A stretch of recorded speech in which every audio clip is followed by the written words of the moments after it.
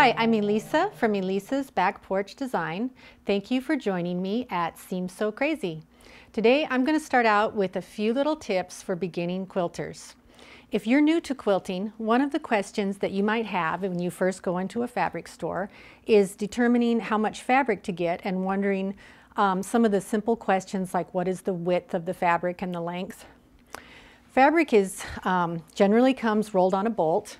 When they produce it, they make this would be the width, generally from 40 to 44 inches. Sometimes you might even find fabric that's 36 inches.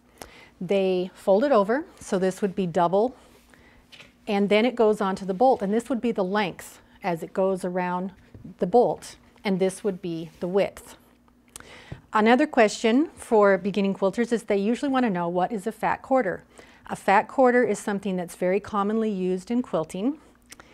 And if you know that a yard is 36 inches, 1/4 of a yard of a fabric would be 9 inches. So we would cut the fabric by the width, and we would get a long strip of fabric that is 9 inches by the width of the fabric, which in this case is about 40, 42 inches. So to get a fat quarter, what we're actually going to do is we're going to measure out 18 inches, which would be a half of a yard, and we are going to cut 1/2 of a yard of fabric, and then we take that fabric and we split it. And it's real easy to do this along the seam. Then we now have what is called a fat quarter. So we get a wider piece of fabric to be able to use instead of a long skinny strip. If your pattern calls for a lot of strips, this would be a better use of your fabric in a 1/4 of a yard. If you needed a bigger piece of fabric, bigger shapes, then a fat quarter is going to be your best bet.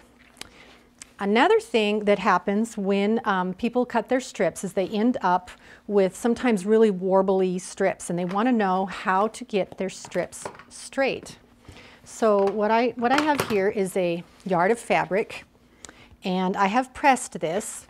And what happens is that people want to line up the edge of the fabric and then start cutting their strips. But it's real important to make sure that you have this on the straight of the grain.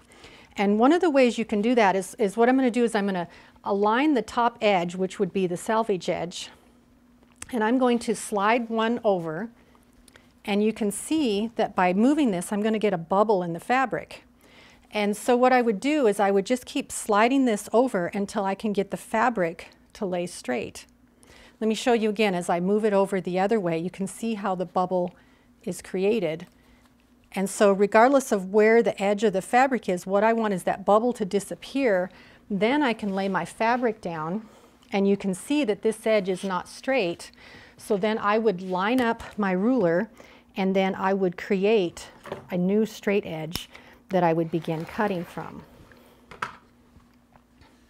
So that when I then begin to cut some of my strips, these are going to come out straight instead of having a warbly look to them, which is real important when you're making for your borders and stuff where you need a long piece. I also have another tool that I really like for cutting strips, and this is kind of a little plastic doohickey, and you can see it's real flexible through here, but this is nice for some applications. And the way that I would use this is I'm going to take my fabric once I've determined that it's straight, and I'm going to fold this over, and then I'm going to go ahead and fold it over again this way. And what I'm going to do now is I want to cut off the selvage end of the fabric so that I have a nice straight edge.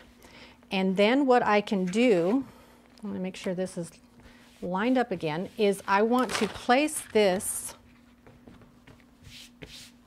onto the fabric.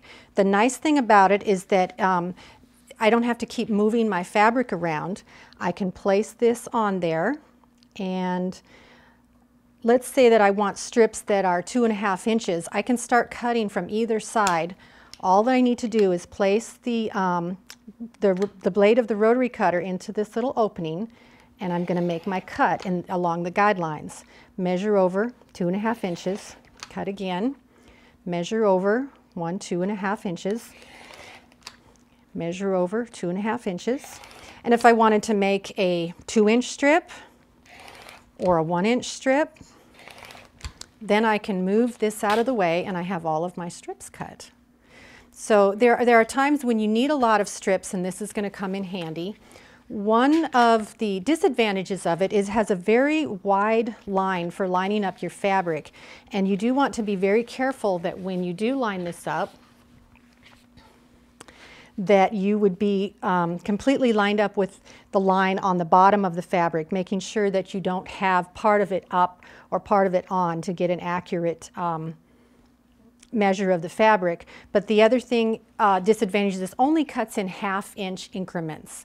So if you want to do 1/4-inch increments, you're going to have to get a different tool for that. But I find this very handy for cutting, binding, and long strips of fabric. So I hope these tips have been helpful for you. Please join me on my website at backporchdesign.com, and from there you can access my blog, Seems So Crazy, and there'll be a lot more video tutorials for you there.